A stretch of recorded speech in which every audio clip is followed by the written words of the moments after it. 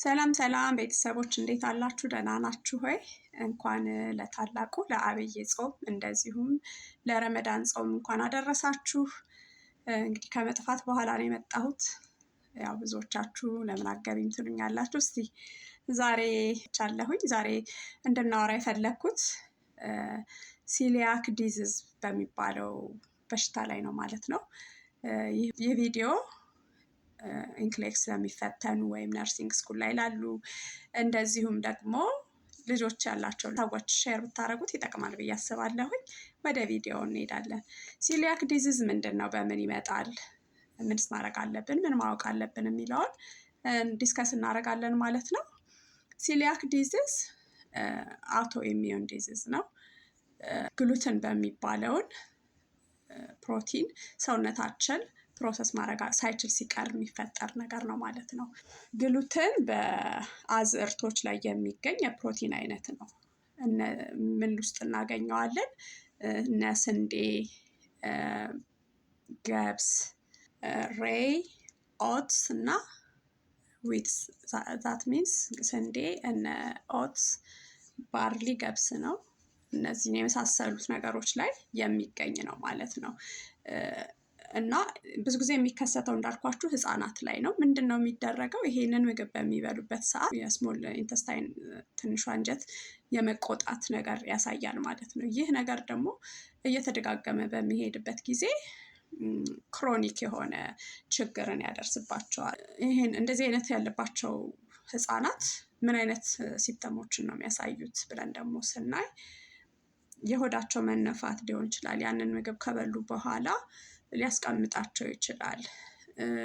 ወይም ደግሞ የምግብ አለመፈጨት ነገር ይታያል። ተቅማጥ ሊኖራቸው ይችላል፣ ሊያስታውካቸው ይችላል። ተቅማጥ ካካቸው ደግሞ ላይክ ቅባታማ ነገር ካካቸው ቅባታማ ነገር ሊሆን ይችላል ማለት ነው።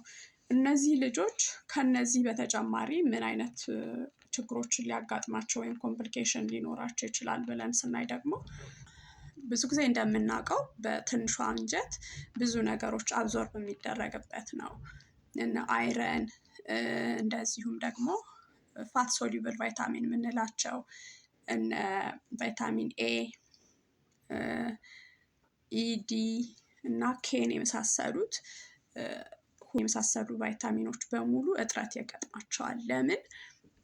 ትንሿ አንጀታቸው ስለተጎዳ እነዚህ ነገሮች አብዞርብ አያደርግም ማለት ነው። ስለዚህ እነዚህ ልጆች የማል ኒውትሪሽን ፕሮብሌም ይኖርባቸዋል። ማልኒውትሪሽን ወይም ደግሞ የምግብ እጥረት ችግር ካለባቸው ሰውነታቸው ደግሞ በበቂ ሁኔታ አያድግም ማለት ነው። ወይም ደግሞ እድገታቸው አቺቭ የማድረግ በእድሜያቸው ልክ የማደግ ችግር ይኖርባቸው ወይም ትራይቭ በእድሜያቸው ልክ አይሆንም ማለት ነው። ስለዚህ እንደዚህ አይነት ልጆች ያሉን ሰዎች ምንድነው ማድረግ ያለብን? ወደ ሆስፒታል ሄደን አስፈላጊውን ክትትል ምን ማብላት እንዳለብን እና እንደሌለብን ማወቅ ይኖርብናል። ለዶክተሮቻችን ጋር ደግሞ መወያየት ይኖርብናል ማለት ነው። እንደ ወላጅ፣ እንደ ነርስ ወይም ደግሞ እንደ ኢንክሌክስ ተፈታኝ ምንድነው ማወቅ ያለብን? ግሉተን ፕሮብሌም ያለባቸው ልጆች ግሉተን ፍሪ የሆነ የነርሲንግ ኢንተርቬንሽናችን ምንድነው የሚሆነው? ግሉተን ፍሪ እንዲበሉ ማድረግ ነው። ግሉተን ፍሪ የሆኑት ምንድን ናቸው ብለናል? ኖ ብሮ ብለናል አይደል? ቀደም ቢ ባርሊ፣ አር ሬይ፣ ኦ ኦትስ እና ደብሊው ዊትስ ስንዴ። እነዚህን ነገሮች መብላት የለባቸውም። ይሄንን ካልበሉ ምንድነው እንዲበሉ የምናደርገው ደግሞ ብለን መጠየቅ አለብን አይደል? እነዚህን ነገሮች በራይስ ወይም በኮርን እንደዚሁም ጤፍ፣ አሁን ለፈተናችሁ አያገለግላችሁም እንጂ ጤፍ ራሱ ግሉተን ፍሪ የሆነ በጣም ጤናማ ምግብ ነው። እና እነዚህን ነገሮች እንዲበሉ ያው እነ ስንዴ ምናምን ተብሎ አይደለም ፈተና ላይ የሚመጣላችሁ። በነገራችን ላይ ለምሳሌ ፓስታ ላይ ሊሏችሁ ይችላል፣ ስፓጌቲ ልትባሉ ትችላላችሁ። ግን የስፓጌቲ ከምንድን ነው የተሰራው የሚለውን ነገር ማወቅ ይኖርባችኋል። ሌሎች አማራጮችም ስላሉ እነዛን አማራጮች እንዲጠቀሙ ማድረግ ይኖርብናል። ከዛ በተጨማሪ ያው እንደተነጋገርነው አይረን እና ሶሉብል ቫይታሚኖቹ ፋት ሶሉብል ቫይታሚኖች አብዞርብ አይደረጉም። ስለዚህ እነዚህን ነገሮችም ደግሞ በደንብ ተጨማሪ እንዲወስዱ ወይም ፎሎ አፕ እንዲያደርጉ መንገር ይኖርብናል። አይረን በሚወስዱበት ሰዓት ሌላ ምን ያስፈልጋቸዋል? ቫይታሚን ሲ ወይም ደግሞ እንደ ኦሬንጅ የመሳሰሉት ነገሮች ጨምረው እንዲወስዱ ማሳወቅ ይኖርብናል ማለት ነው።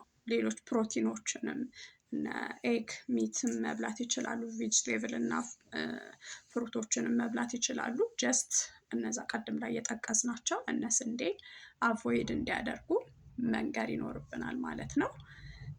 ይሄ ቪዲዮ ደግሞ ይጠቅማል ካላችሁ ለሚጠቅማቸው ሰዎች ሼር አድርጉ። እንደዚሁም በሌላ ቪዲዮ ደግሞ እንገናኛለን ማለት ነው። ለዛሬው በጣም አመሰግናለሁ። መልካም ቀን